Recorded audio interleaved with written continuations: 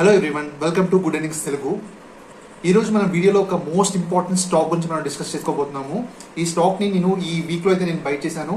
అలాగే మీకు ఈ స్టాక్ని నేను బై చేసినట్లుగా మీకు స్క్రీన్ షాట్ అయితే పెట్టి మన కమ్యూనిటీలో పోస్ట్ అయితే పెట్టాను. ఎంతమంది చూసారో నాకు ఐడియా లేదు, కానీ ఆ స్టాక్ కానీ ఆ రోజు కొనింటే 10% అయితే పెరిగింది. కానీ దాని తర్వాత కొంచెం కన్సల్టేషన్లో అయితే ఉంది. కానీ ఇది చాలా చాలా ఇంపార్టెంట్ స్టాక్. అది చెప్పండి, నేను ఈ స్టాక్ పైన చాలా బులిష్గా ఉన్నాను. మెయిన్గా ఆ స్టాక్ చాలా అండర్ వాల్యూలో ఉంది. ప్రజెంట్ చూస్తే ఈ మార్కెట్ ఇంత పీక్లో ఉన్న టైంలో కూడా ఈ స్టాక్ వాల్యుయేషన్స్ చాలా under value stock. And there is a big opportunity. ఈ స్టాక్లో ఇంకా చాలా పెరగాల్సింది అయితే ఉంది. రీరేటింగ్ అవుతుంది అని అయితే నాకు అనిపిస్తుంది. ఈ స్టాక్ పైన నేను చాలా చాలా బులిష్గా అయితే ఉన్నా. నేను ఆ స్టాక్ ఏంటి, అసలు ఆపర్చునిటీ ఏంటి, అసలు ఎందుకు ఆ స్టాక్ పెరగబోతుంది అనేది ముందుగా డిస్క్లైమర్ చెప్పాలి. ఇది నా ఒపీనియన్ మాత్రమే. ఇది మీరు ఓన్గా స్టడీ చేసిన తర్వాత. యాక్చువల్లీ ఈ రోజు వీడియో నా పోర్ట్ఫోలియో స్టాక్స్ గురించి చేద్దాం అనుకున్నాను. నేను లాస్ట్ వీడియోలో మీకు చెప్పాను పోర్ట్ఫోలియో స్టాక్స్ గురించి చేస్తానని చెప్పి. ఎలాగ ఆ వీడియో చేస్తూ పోర్ట్ఫోలియో స్టాక్స్ గురించి చెప్తూ ఈ స్టాక్ గురించి కూడా చెప్పేద్దాం అయిపోతుంది అనుకున్నాను. కానీ లేదు, సంథింగ్ బిగ్ ఆపర్చునిటీ అయితే ఉంది. మీరు మిస్ అవుతారు. ఈ స్టాక్స్లో లిస్ట్లో పాటు అది కూడా చెప్పేస్తే ఏదో చెప్పిన వాటిలో అయిపోతుంది కదా అన్న ఫీలింగ్ అయితే వస్తుంది. స్పెషల్ సిచ్యువేషన్గా మీరు చూడరు. అండ్ అది కూడా నెక్స్ట్ ఫ్యూచర్లో ఈ స్టాక్ ఒకవేళ ర్యాలీ అయితే, బిగ్ ర్యాలీ అయితే, అప్పుడు నేను ఈ స్టాక్ చెప్పాను అన్న వీడియో అయితే ఉంటుంది కదా మీకు. కాబట్టి మీకు ఆ వీడియో అయితే మీకు సపరేట్గా ఈ ఒక్క స్టాక్ గురించి సపరేట్గా వీడియో చేయాలని చెప్పి నేను ఈ వీడియో చేస్తున్నాను. ఈ వీడియో తర్వాత నెక్స్ట్ వీడియో నా పోర్ట్ఫోలియో స్టాక్స్ గురించి డిస్కస్ చేద్దాము. ఇది నాకు చాలా ఇంపార్టెంట్ అయితే నాకు అనిపించింది.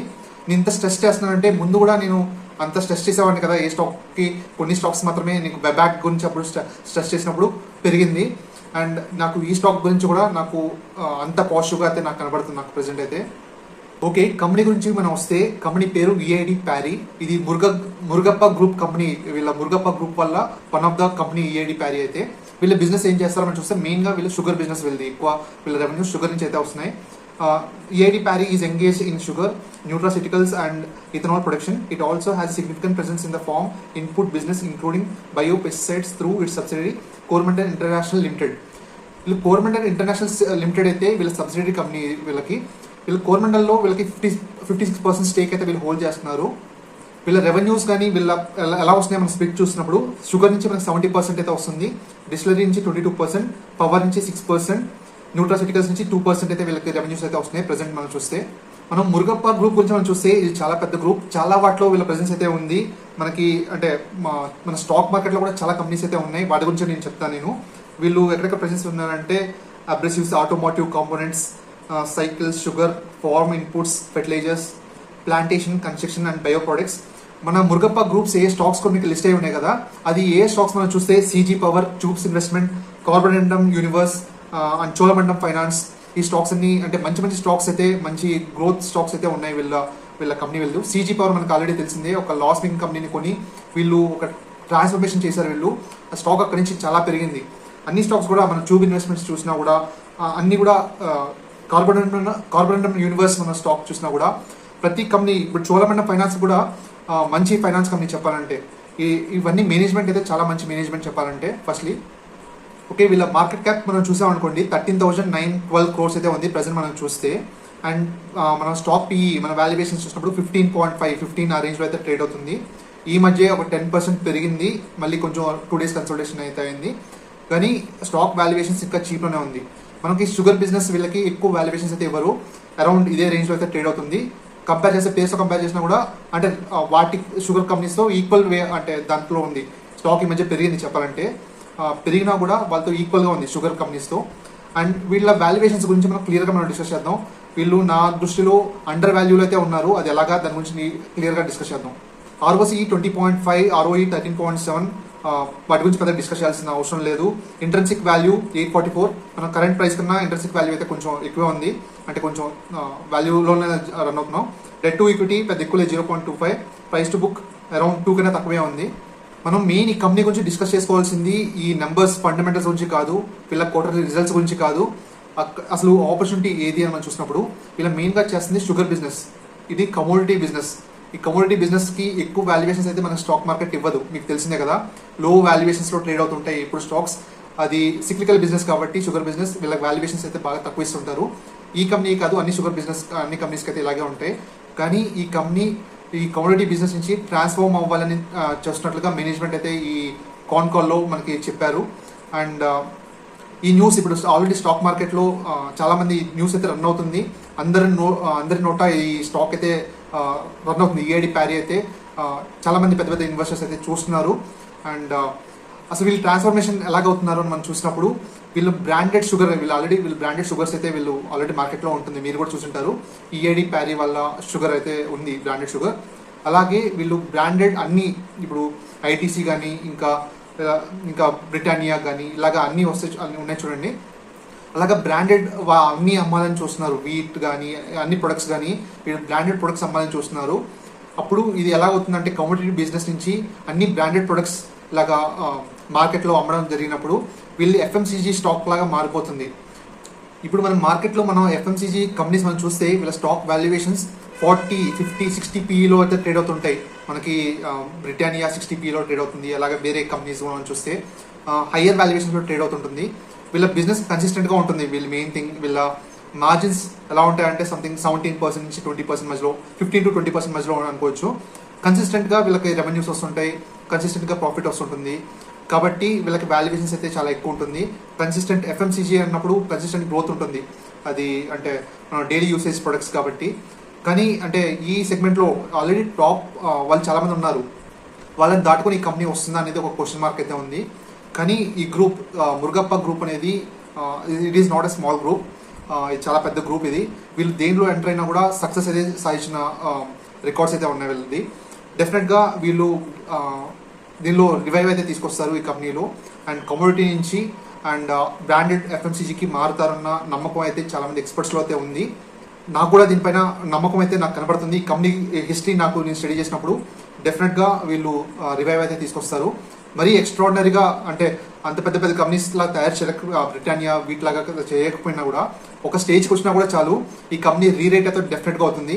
Standard revenues and standard profits అయితే వస్తాయి. కాబట్టి డెఫినెట్గా ఈ స్టాక్ అట్లీస్ట్ ఒక 25 PE కైనా రీచ్ అవుతుందని నా ఎక్స్పెక్టేషన్ అయితే ఉంది. ఇక్కడ 15 PEలో ఉంది కదా, అట్లీస్ట్ 25 PE కైనా వస్తుంది, రీరేట్ అవుతుంది ఇక్కడ నుంచి అన్న నమ్మకం అయితే నాకు స్ట్రాంగ్ అయితే ఉంది. మనం వాల్యుయేషన్స్కి వచ్చామనుకోండి, అంటే ఈ పిఏ కాకుండా నాకు ఇంకా వీళ్ళ వాల్యుయేషన్స్ నాకు చాలా తక్కువ ఉన్నాయనిపించింది ఒక లోపల డిక్ చేసినప్పుడు. ఫర్ ఎగ్జాంపుల్ వీళ్ళు కోరమండల్ 56% స్టేక్ అయితే వీళ్ళు హోల్డ్ చేస్తున్నారు. కోరమండల్లో వీళ్ళు 56% స్టేక్ వీళ్ళు హోల్డ్ చేసినప్పుడు వీళ్ళది మనం చూస్తే 27,800 crores దాకా వీళ్ళ అంటే వస్తుంది. దాన్ని అంటే హోల్డింగ్ కంపెనీ కాబట్టి మనం 50% వీళ్ళకి ఇవ్వచ్చు వాల్యుయేషన్ చెక్ చేసేటప్పుడు. దాన్ని బట్టి మనం చూస్తే 15,600 crores వీళ్ళకి అంటే వీళ్ళ వాల్యుయేషన్స్ దీనిలో 15,600 crores లాగా ఉండొచ్చు అనే ఎస్టిమేట్స్ అయితే ఉన్నాయి మనకి. మనం 15,600 crores ప్లస్ కొన్ని వీళ్ళ ఇన్వెస్ట్మెంట్స్ కొన్ని చేశారు, వీళ్ళ క్యాష్ అయితే ఉంది కొంచెం. అవన్నీ చూసినా కూడా నిజంగా చెప్పాలంటే 18,000 crores కన్నా ఎక్కువైతే ఉండాలి డెఫినెట్గా, 18,000 crores కన్నా. కానీ వీళ్ళ మార్కెట్ క్యాప్ మనం చూసామనుకోండి 13,900 crores అయితే ట్రేడ్ అవుతుంది. వీళ్ళ అంటే హోల్డింగ్ కంపెనీతో మనం తీసుకున్నా కానీ మనం ఇంకా వేరే అన్ని చూసినా కూడా 18,000 crores కన్నా వీళ్ళ మార్కెట్ క్యాప్ అయితే ఎక్కువ ఉండాలి. కానీ వీళ్ళ అంటే చెప్పాలంటే వీళ్ళ షుగర్ బిజినెస్ కానీ కమోడిటీ అంటే దీనివల్ల ఇంతవరకు వీళ్ళ పర్ఫార్మెన్స్ వైజ్ దీనివల్ల కానీ స్టాక్ పెరగలేదు. అండ్ వీటి వల్ల వీళ్ళ ఒరిజినల్ వాల్యుయేషన్స్ కన్నా తక్కువలో ట్రేడ్ అవుతున్నారు. కోరమండల్లో వీళ్ళు 56% స్టేక్లోనే మనం చూస్తే 15,600 crores దాకా మినిమం అయితే ఉండాలి వాళ్ళది హోల్డింగ్ కాబట్టి. కానీ దానికన్నా తక్కువలో 13,900 crores ట్రేడ్ అవుతున్నారు. నా ఎస్టిమేషన్ ప్రకారం 30% డిస్కౌంట్లో అయితే ట్రేడ్ అవుతుంది వీళ్ళ వాల్యుయేషన్స్ కన్నా చెప్పాలంటే. ఇంకొకటి మెయిన్గా మీకు చెప్పాల్సింది, దీనిలో డిఐఎస్ అయితే వీళ్ళ ఇన్వెస్ట్మెంట్స్ అయితే బాగా పెంచుతున్నారు. రీసెంట్గా కొన్ని మంచి మ్యూచువల్ ఫండ్స్ అయితే వీళ్ళు యాడ్ చేశారు. దీనిలో క్వాంట్ వాళ్ళు యాడ్ చేశారు, ఎక్కువ వీళ్ళు అయితే యాడ్ చేశారు. క్వాంట్ స్మాల్ క్యాప్ ఫండ్లో కానీ వీళ్ళు ఇంకా మనం చూస్తే పరాగ్ ఫ్లెక్సీ క్యాప్ ఫండ్లో కూడా మనకు తెలిసిందే. క్వాంట్ కానీ పరాగ్ కానీ చాలా ఇంటెలిజెంట్ ఇన్వెస్టర్స్, వాళ్ళు ఇన్వెస్ట్ చేసే స్టాక్స్ మల్టీ బ్యాగర్స్ అయినా మనం చూడొచ్చు. అండ్ ఇంకా మన కెనరా రిబాకో కూడా మంచి mutual fund, and HSBC small cap mutual fund వీళ్ళు అంటే హోల్డ్ చేస్తున్నారు స్టాక్ని. రీసెంట్గా వీళ్ళు ఎక్కువ యాడ్ చేస్తున్నారు. సో దట్ నాకు చాలా పాజిటివ్గా అయితే అనిపించింది నాకు దీనిలో. ఓవరాల్గా మనం చూసినప్పుడు నాకు కంపెనీ అయితే ఫస్ట్ థింగ్ వాల్యుయేషన్స్ నాకు చాలా చీప్గా దొరుకుతున్నాయి. అంటే 30% డిస్కౌంట్ అనే కాదు, ఇక్కడ నుంచి రీరేట్ అయ్యే ఛాన్సెస్ అయితే ఉన్నాయి. ఇవి చాలా ఇంపార్టెంట్ చెప్పాలంటే. ఒకవేళ మ్యాక్సిమం ఛాన్సెస్ వీళ్ళు చాలా మంచి ప్రమోటర్స్ కాబట్టి డెఫినెట్గా అంటే బిజినెస్ అయితే బాగా తీసుకెళ్తారు. ఇక్కడ నుంచి బ్రాండెడ్ ఎఫ్ఎంసీజీకి తీసుకెళ్తారని నాకు అయితే అనిపిస్తుంది. అండ్ రీరేట్ అవుతున్నప్పుడు మంచి వాల్యూ జోన్ వస్తుంది. ఇప్పుడు ప్రెసెంట్ ఇంకోటి ఏంటంటే మార్కెట్ పీక్లో ఉంది అండ్ చాలా కంపెనీస్ ఓవర్ వాల్యూ జోన్లో అయితే ఉన్నాయి. కాబట్టి మనం చాలా సెలెక్టివ్గా సెలెక్ట్ చేసుకోవాలి స్టాక్స్ అయితే. ఇప్పుడు మన పోర్ట్ఫోలియో స్టాక్స్ కూడా ఎప్పుడు పడతాయి అనేది కొంచెం జాగ్రత్తగా చూస్తూ ఉండాలి. అండ్ ఎందుకంటే చాలా ఓవర్ వాల్యుయేషన్స్లో అయితే జోన్లోకి అయితే వచ్చేసింది మన మార్కెట్. ఇప్పుడైతే కొంచెం జాగ్రత్తగా ఉండండి. ఈ టైంలో మనకి ఇలాంటి స్టాక్ దొరకడం మనకి నిజం చెప్పాలంటే చాలా గుడ్ సైన్ చెప్పాలంటే మనకి. నేనైతే చాలా పాజిటివ్గా అయితే ఉన్నాను. మీరు ఫర్దర్ స్టడీ చేయండి స్టాక్ పైన. ఏదైనా అంటే ఇంపార్టెంట్ న్యూస్ కానీ ఏదైనా వస్తున్నప్పుడు ఇంకా నాకు ఏదైనా అప్డేట్ చేయాలనుకుంటే నాకు కామెంట్స్లో పెట్టండి, నాకు ఇన్ఫర్మేషన్ అయితే వస్తుంది కదా. అండ్ ఇంకొకటి మీకు చెప్పాలి, మీకు కమ్యూనిటీలో మీకు పెడుతున్నాను కదా పోస్ట్ అన్ని, చాలా మంది చూస్తున్నారా లేదా నాకు తెలియట్లేదు. కొంతమంది మాత్రమే కామెంట్స్ కానీ లైక్స్ కానీ చేస్తున్నారు. అది మెయిన్ థింగ్, అందరికీ ఇన్ఫర్మేషన్ వెళ్ళాలని నాకు ఇమీడియట్గా మేము వీడియో చేయలేము కాబట్టి ఇమీడియట్గా మీకు పోస్ట్లో పెట్టేస్తుంటాను. మీకు కమ్యూనిటీలో ఆ పోస్ట్ చాలా ఇంపార్టెంట్ ఉంటాయి కొన్ని. అంటే ఫర్ ఎగ్జాంపుల్ స్టాక్ ఇప్పుడు టైమింగ్, నేను ఆ టైంలో ఎంటర్ అవుతాను కరెక్ట్గా స్టాక్లో, మీ ఆ టైంలోనే మీకు ఇన్ఫర్మేషన్ ఇవ్వాలని చెప్పి మీకు ఇమీడియట్గా అయితే మీకు కామెంట్ అయితే మీకు పోస్ట్ అయితే పెడుతుంటాను. అది చాలామంది చూడట్లేదు, మీకు చూస్తే డిఫరెంట్గా మీకు యూస్ఫుల్ అవుతుంది. ఒకవేళ మీకు అలా కాకపోయినా కూడా అట్లీస్ట్ షార్ట్ రూపంలోనే వీడియో పెట్టడానికి ట్రై చేస్తాను మీకు. ఎందుకంటే కరెక్ట్ టైమింగ్ అనేది చాలా ఇంపార్టెంట్ మనకి. అంటే ఇప్పుడు స్టాక్లో ఎంటర్ అవుతున్న టైంలో మీకు చెప్పడం మీకు యూస్ఫుల్ అవుతుంది కాబట్టి మీకు పోస్ట్ అయితే పెడుతున్నాను. నెక్స్ట్ వీడియో మనం పోర్ట్ఫోలియో స్టాక్స్ గురించి మనం మాట్లాడుకుందాం. Thank you very much. మీకు వీడియో యూస్ఫుల్ అయిందని ఫీల్ అవుతే లైక్ చేసి ఎంకరేజ్ చేయండి. ఇంకా మంచి మంచి వీడియోస్తో మంచి మంచి స్టాక్స్ మన ఛానల్లో తీసుకొస్తాను నేను. అండ్ ఛానల్ని సబ్స్క్రైబ్ చేసుకోండి. ఇది మన ఛానల్, మనం కలిసి ట్రావెల్ చేద్దాం అండ్ స్టాక్ మార్కెట్లో బాగా సంపాదిద్దాం.